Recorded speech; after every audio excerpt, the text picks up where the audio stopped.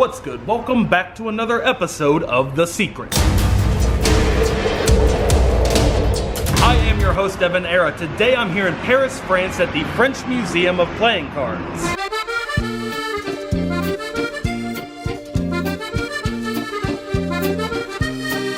They seem harmless enough.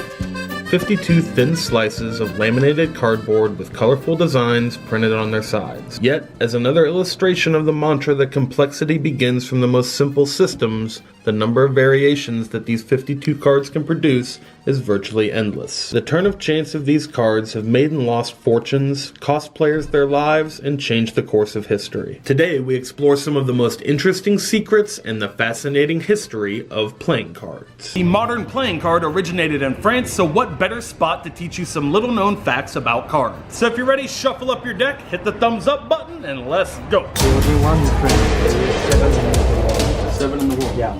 Wow. This is Denis Boutet. He's the director at the Musée Français de la Carte et Jeu, or loosely translated to English, the French Museum of Playing Cards. Today he'll be showing us around and giving us an exclusive tour of the museum where pictures and video are normally forbidden. So this is called the Wall of 1,000 Cards. These are all cards from different artists, different depictions of playing cards. You can see how the artists have played with playing cards to make it artistic. First up in our list is the Suicide King. In a standard deck of bicycle cards, the Suicide King is the King of Hearts. And if you notice, he's actually different from all the other kings in the deck. All the other kings have mustaches. The King of Clubs has a mustache, the King of Diamonds has a mustache, the King of Spades has a mustache, but interestingly, the King of Hearts does not. And if you notice, he's the only one who seems to be holding his knife to his own head. That's why he's called the Suicide King. Now it's said that the kings in the deck actually represent Charlemagne as the King of Hearts, Spades is King David from the Bible, King of Diamonds represents Julius Caesar, and the King of Clubs represents Alexander the Great. We name it the desk, the typographic desk. It's very ancient because it's 1789. It was made for the prince family, you can see here, to help to learn the letters, because at this time the back of the playing cards are white, only white, there is nothing on it. So they use it to teach how to read, to calculate. So this one, yes, 250 years old. The paper was very rare, so they use a lot of the back of the cards to use like you have to dance, and the girl will have a card and will write your name. But you can see the cards will use for everything. At this time, when you are orphan, when there is a baby with no dad, and the baby have to... Orphan. Yeah, orphan. Yes. You put it in a hospital, they put the baby and they put only a card with him to say, please take care of him, because it was the only paper you can use. For example, you can see some people make a list here, I don't know for what. Rousseau is a very well-known French philosopher who make a lot of his books. Donc the philosopher who is writing on the cards. Here's very interesting. This is the French Revolution, and at this time, 1793, this is a period during two years named La Terreur, the terror, because it's the most important period where it's very, very difficult. At this time, Robespierre is the chief of revolution, French Revolution. He said that all the kings portrait have to design on the church, on the statue, everything cut head, and on the cards also they put away the crown of the kings, of the queen, and everything. So you can see some. You have here. It's disappeared. There is no crown, and you can see. For the same playing cards, you have a crown, and here you have no more of a crown. You have just hat French Revolution. A lot of the picture cards all have subtle differences between them. Another secret of the deck is the one-eyed jacks. As you can see, the jack of diamonds and the jack of clubs have both their eyes showing, but the jack of spades and the jack of hearts are both turned to the side so that you see their profile and you only see one eye, hence the name one-eyed jack. So the spade and the heart are the one-eyed jacks, the other two jacks are normal. To the royal family, to the noble family, to the aristocratic family. You can teach astrology, astronomy. France, but Europe, Germany. I'm searching for United States, America. All America, I'm sorry. The army of Napoleon, where you have different kinds of army. You can play also with it. You can recognize which type of soldier is it. Imperial Guards. Imperial Guards is this one, you know. These are called the seven families. Mm-hmm.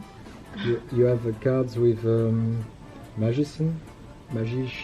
Uh-huh. Yeah. So you have some cards, very special cards for magicians. That's wonderful. Yeah. So these are original gaffed and gimmicked cards. Split in half there. So you could...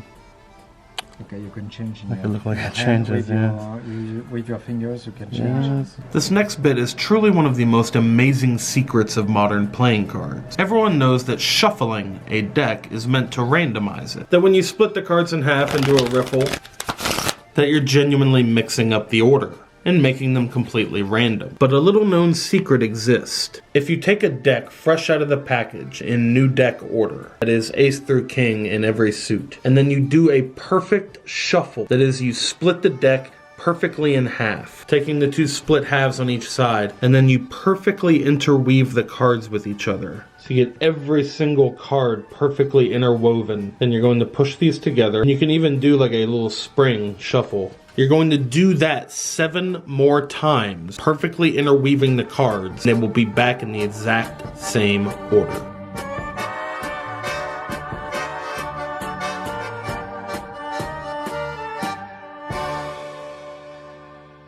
And now that you have it shuffled perfectly 8 times, as you can see, every single card in the deck is back in its original order. All the way ace to king, every single suit, back in the same order that it started in after you shuffled it 8 times. This requires a lot of time, practice, and skill to get the cards to align properly. But once you perfect it, it is crazy when it works. It's so cool. These cards have hidden images inside them that are only revealed when light is shined behind it. So when it's off, you don't see any of this. But when it's on, there's all sorts of naughty pictures. Here is the gallery of tarot. Tarot cards. Yeah, tarot cards. So at the beginning you have only the tarot of Marseille. At the beginning it was to play the tarot of Marseille, not to see the future. So you have some 18th century tarot here who are presented. It's named Tarot of Marseille because it's printed in Marseille. Kind of playing cards, normal, usual. I mean, you have some points. It's different from, you can play normally with these cards, but with this card it's more than these cards. Trump card? Trumps. Yeah. Ah, this is the oldest card in the museum. Yeah. This is our Joconde. This is a card, the date is 1450, so it's 1415. It's from the desk with 17 2 cards and only 3 left. This one and 2 more in Poland. This one is more than a card in a way because the back is silver and with gold just at the you can see it. Yeah, it's named the Chariot. The Chariot because it's you can see the horses with the people with the wings, and they bring like a princess with 4 people around.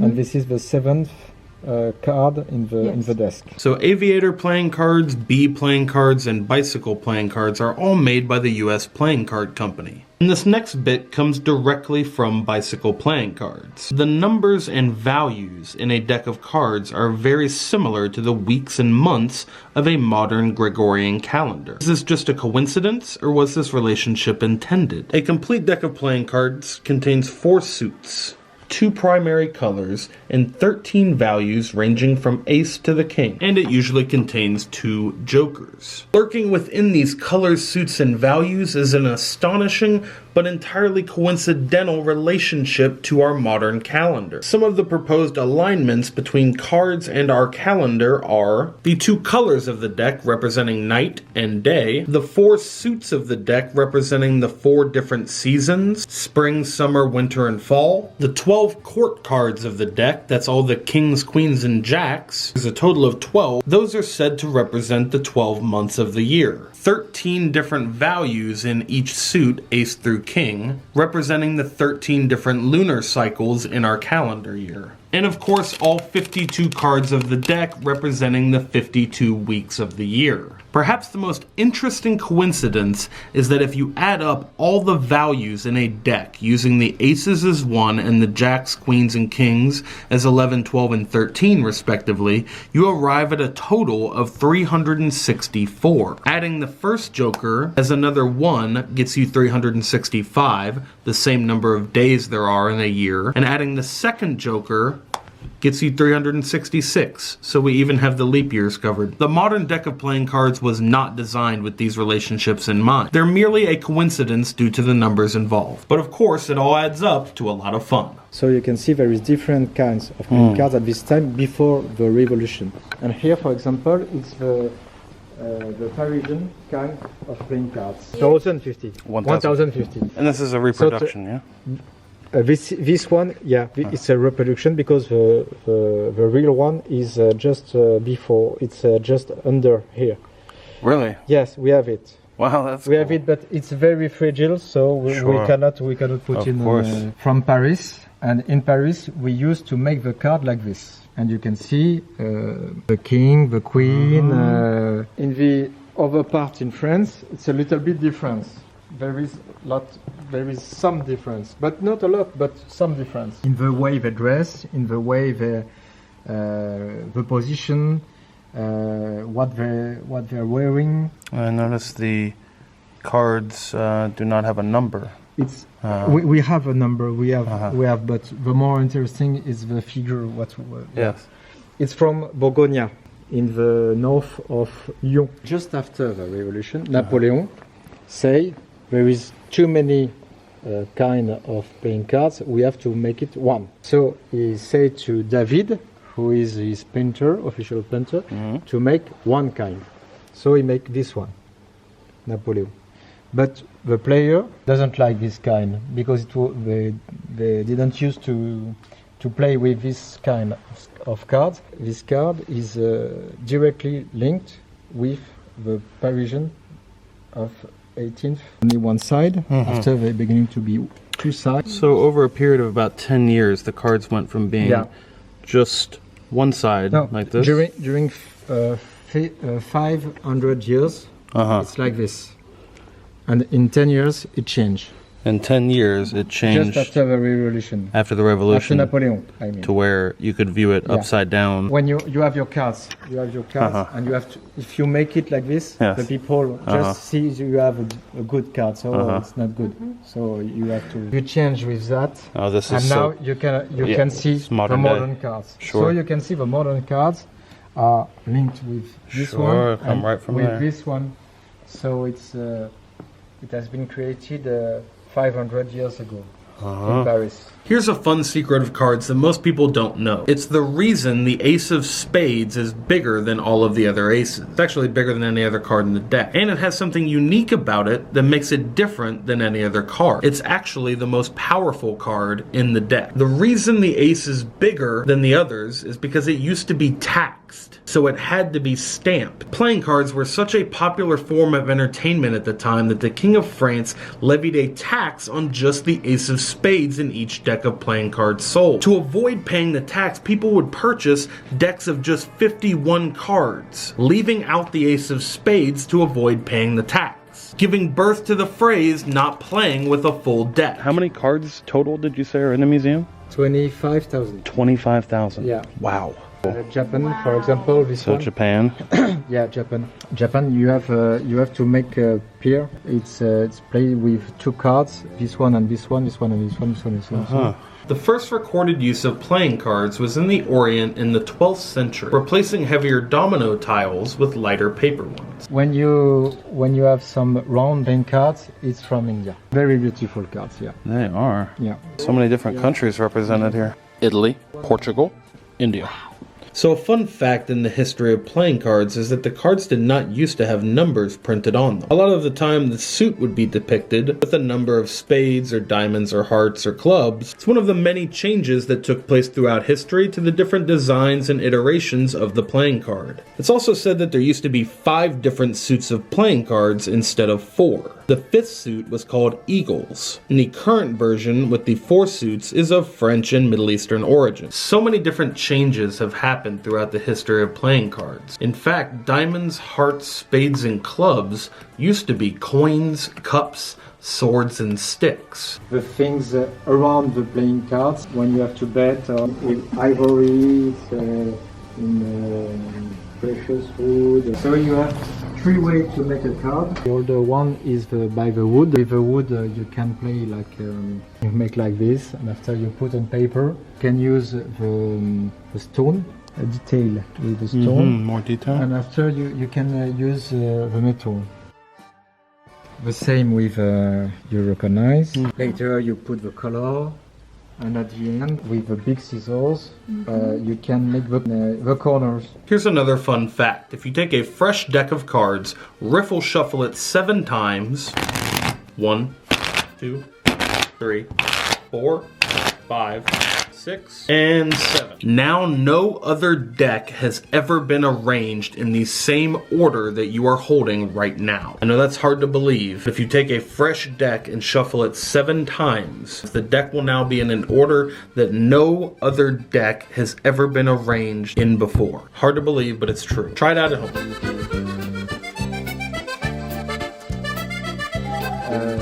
Which make it for Russian ballet.